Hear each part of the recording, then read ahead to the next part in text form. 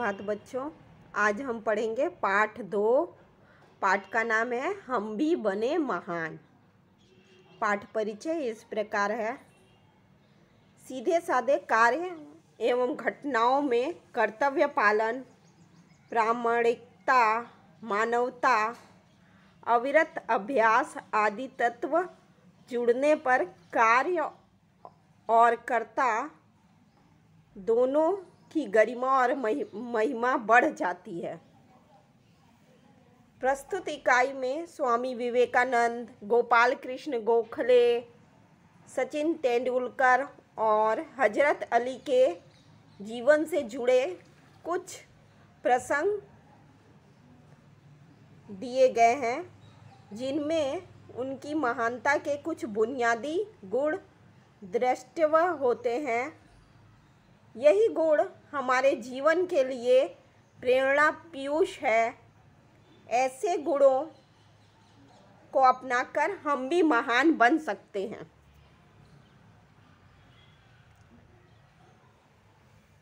ये जो घटनाएं होती हैं, सादी सी सीधी सिंपल सी घटना होती है, उससे ही हमको कर्तव्य पालन, मानवता, लगातार अभ्यास करने की प्रेरणा मिल जाती है। ये जो पाठ है उसमें स्वामी विवेकानंद, गोपाल कृष्ण गोखले, सचिन तेंदुलकर और हजरत अली के जीवन से जुड़ी हुई कुछ घटनाएं हैं, जिससे हमको पता चलता है कि बचपन में ही उनके अंदर महानता के जो गुण थे वो दिखाई देने लगे थे, और इन गुणों को अपनाकर हम भी अपना जीवन महान बना सकते हैं।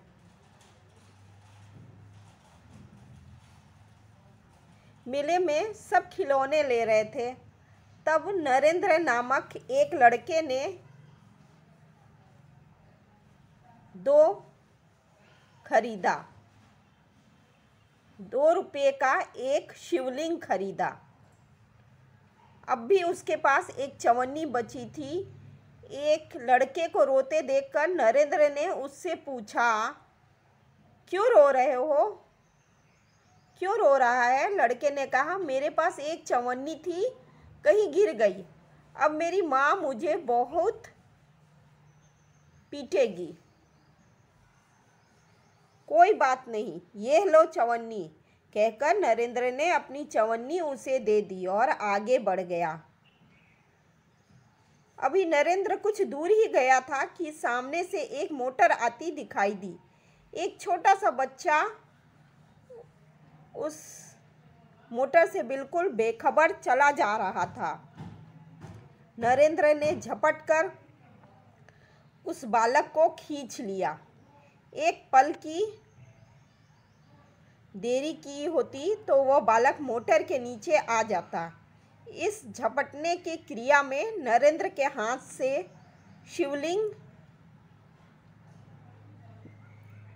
छूटकर गिर गया और टूट गया।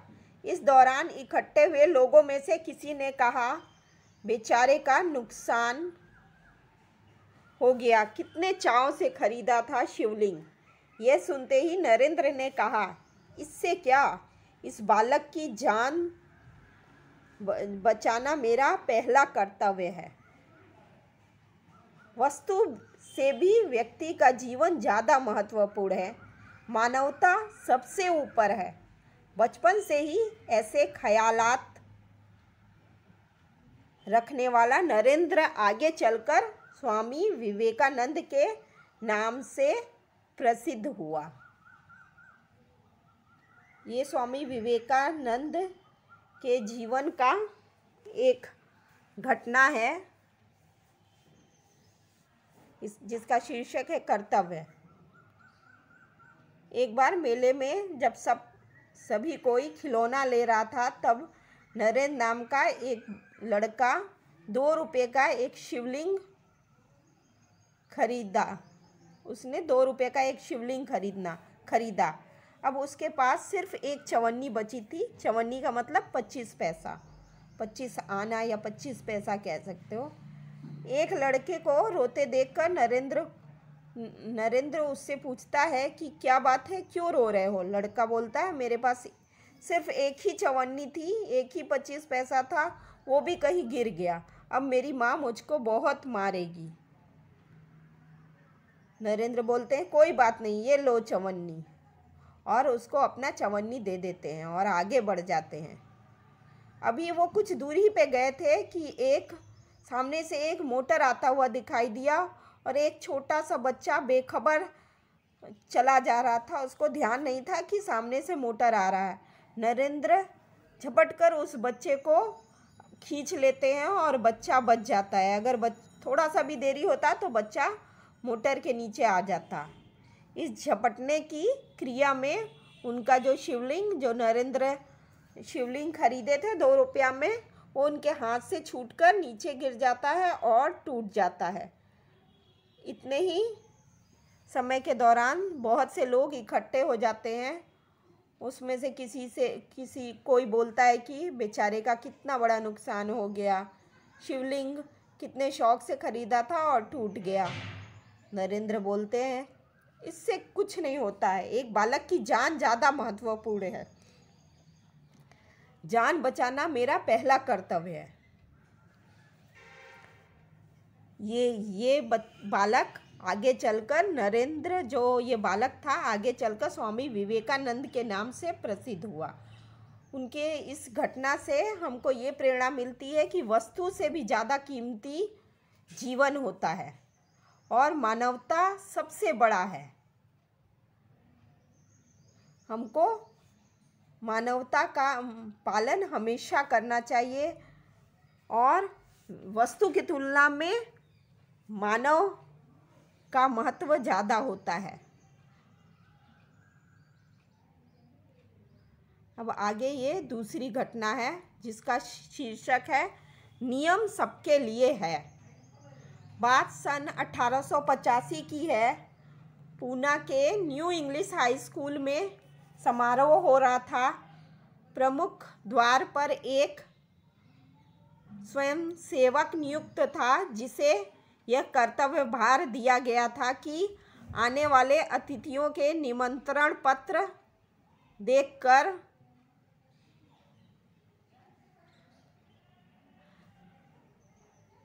उन्हें सभा स्थल पर यथास्थान बिठा दे।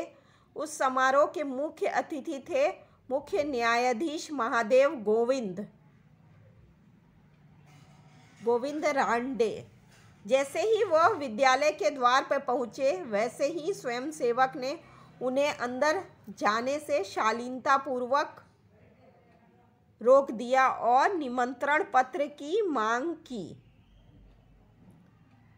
बेटा, मेरे पास तो निमंत्रण पत्र नहीं है, रांडे ने कहा। क्षमा करें, तब आप अंदर प्रवेश ना कर सकेंगे, स्वयंसेवक का नम्रतापूर्ण उत्तर था। द्वार पर रांडे को देखकर स्वागत समिति के कई सदस्य आ गए और उन्हें मंच की ओर ले जाने का प्रयास करने लगे, पर स्वयंसेवक ने आगे बढ़कर कहा, श्रीमान, मेरे कार में यदि स्वागत समिति के सदस्य ही रोड अटकाएंगे तो फिर मैं अपना कर्तव्य कैसे निभा सकूंगा।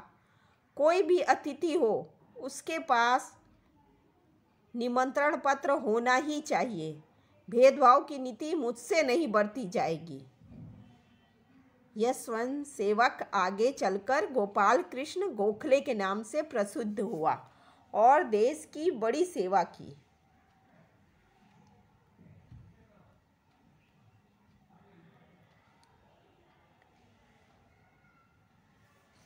बात सन 1885 की है। पूना के न्यू इंग्लिश हाई स्कूल में एक समारोह हो रहा था, एक आयोजन हो रहा था। तो मेन गेट पे एक स्वयंसेवक को रखा गया था और उसको ये काम दिया गया था कि कोई भी मेहमान आएगा तो उसका निमंत्रण पत्र देखकर ही उसको अंदर आने देना है और उसको जो सभा स्थल है, सभा का जगह, समारोह का जगह, वहाँ पे उसके उचित स्थान पर बिठा देना है। उस स्वयंसेवक को यही कार्यभार सौंपा गया था।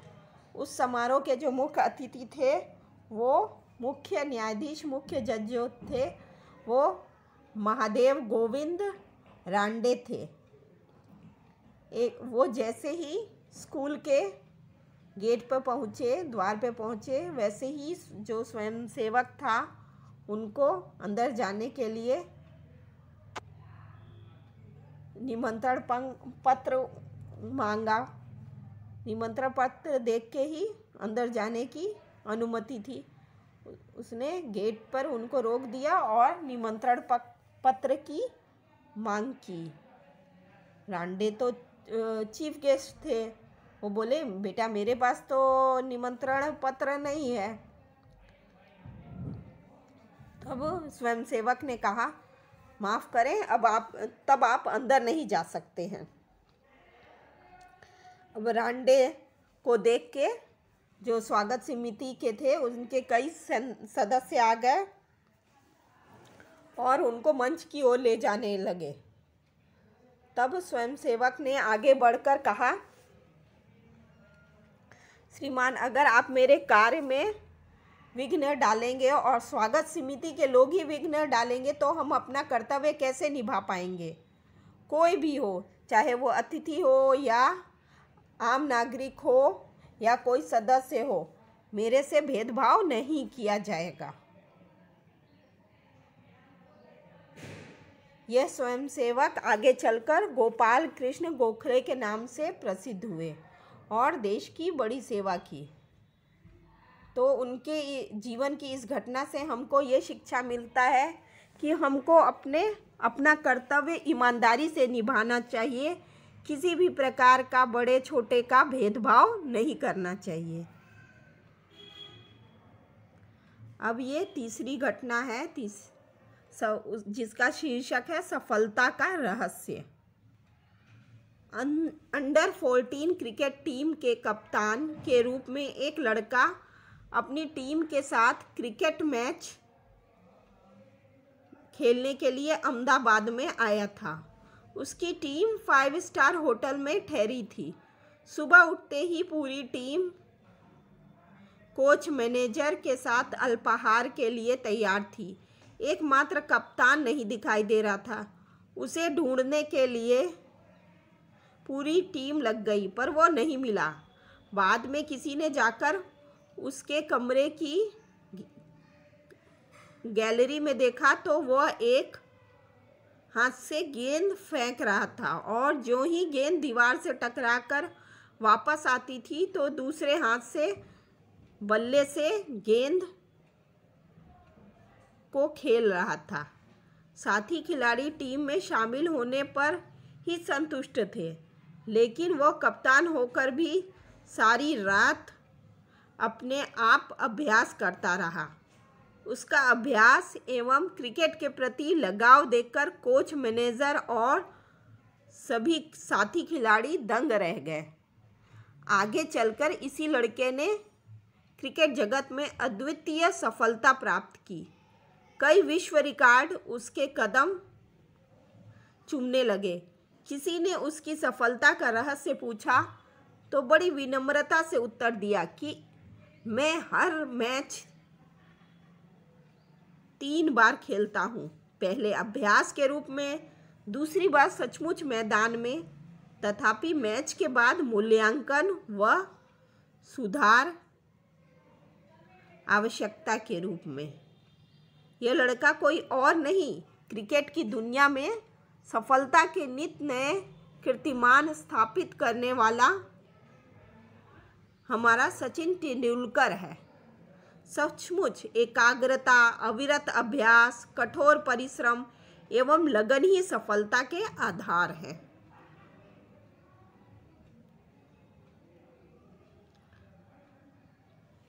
क्रिकेट टीम के कैप्टन के रूप में एक लड़का अपनी टीम के साथ क्रिकेट मैच खेलने के लिए अहमदाबाद में आया था।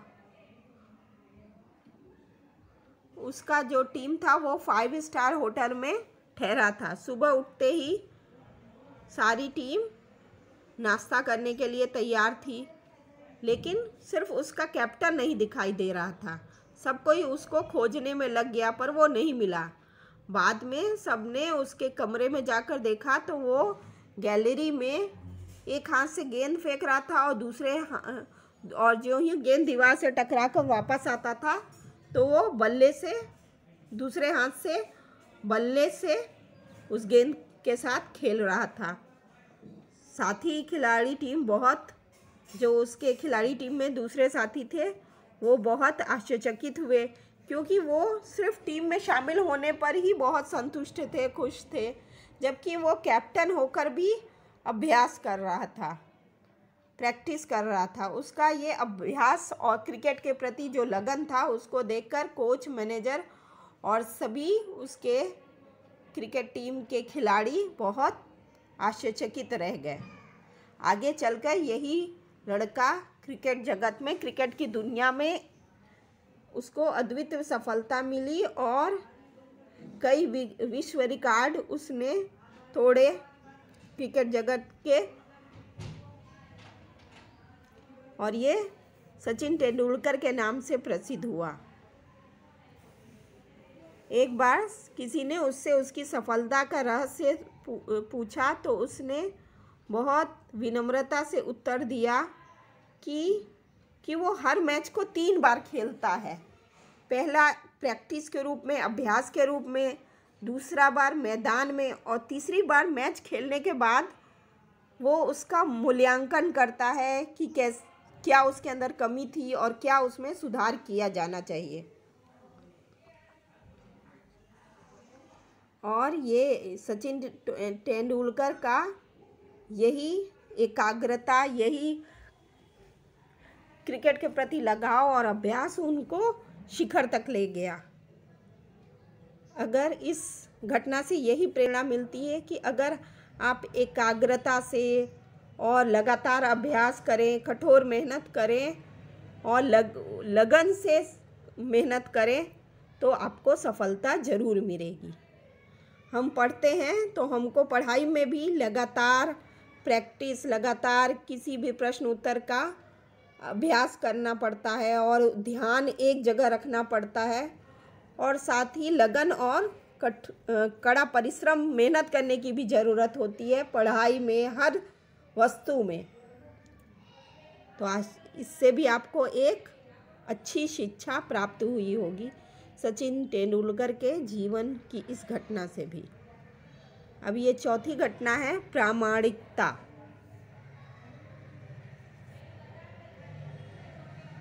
एक दिन हजरत अली राज के खजाने की जांच करने गए। काम करते करते अंधेरा हो गया। मोमबत्ती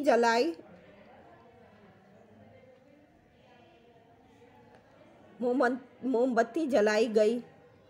थोड़ी देर बाद 2 सरदार अपने निजी काम के लिए उनके पास आए। हजरत अली ने उन्हें बैठने के लिए कहा। हिसाब की जांच पड़ताल पूरी हुई। हजरत ने मोमबत्ती बुझा दी और मेज के खाने में से दूसरी मोमबत्ती निकालकर जला ली। सरदारों को ये देखकर बड़ा आश्चर्य हुआ। हजरत अली ने एक मोमबत्ती बुझाकर दूसरी क्यों जलाई? यह बात सरदार ना समझ सके। एक सरदार ने बड़ी विनम्रता से हजरत अली से पूछा। हजरत अली बोले, भाई, अब तक मैं राजकाज का काम करता था, इसलिए राज की मोमबत्ती जला रखी थी। अब निजी काम शुरू हुआ है, इसलिए मैंने अपनी मोमबत्ती जला ली, नहीं तो मैं चोर या हरामखोर कहलाता। हर एक आदमी को चोरी और हरामखोरी से बचकर चलना चाहिए, चाहे वो अमीर हो या फ़कीर। देखने में तो यह बात बहुत छोटी सी लगती है, पर है बड़े महत्व की। अब हम आज़ाद हो गए हैं। काज का काम तभी अच्छी तरह से चल सकता है जब लोगों में इस तरह की प्रामाणिकता हो। हमारे पुरखों ने कहा है, माँ गृध्र कस्य स्वीदधनम कस्य स्वीधनम, किसी के धन माल की लालसा मत करो। यह मनुष्य के लिए सबसे बड़ी सीख है।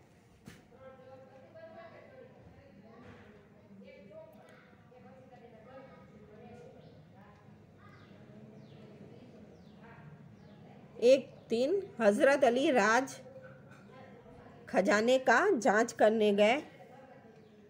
खजाने की जांच करते करते अंधेरा हो गया तो उन्होंने मोमबत्ती जला ली।